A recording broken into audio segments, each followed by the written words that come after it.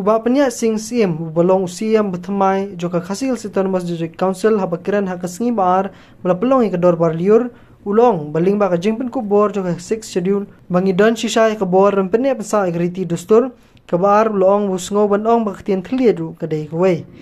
ula benda bagi jingkran jungur bawang bala da du no ikhtien thlie genom suthu shu banekran dikiwei ba kintin kabala ban penjan kejai benriu jongi kumta nakaliang ba penya ulong ban nakajingwan ke executive committee ke thamai ba dakjing trailang ungai skam ba wat ikhtien kasiru on board dien khnabon dion penrung no khrenet ke bapra haga constitution bala tani la du no ikhtien ke tibe na pai minus suthu shu banekran dikiwei ba kintin kabala ban jaknat no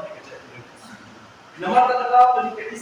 kelemai dari jiran mereka mesti rampak penilang penilangan gets hem bawa dikasih kasih input in bahkan juga bandung API itu. Ulang susu bahaba phais ke council kawalapan ku bor haki kari ka khrne ke banriu kumta dan kam ban pej bnia ka jing petmai ya kani rukumju ula benram dak baong ba on budien bagi kendon ban penrung ya kani ka jing penwei thamai Bakinum dan kikendon kiban pendu nong hendrai kendrung kikendon kiban pendio nong ke council bagaban nang penklan susu ya ka. Ini kaba akan football ini dia kerja schedule. Baru pada semua akan mau dibuat member nak menit. Bakajing dan kam disebut pet punya ya ke schedule amendment. We member nak mau habis nak mau. But the schedule amendment kalau dan kita ada Ministry of Home Affairs.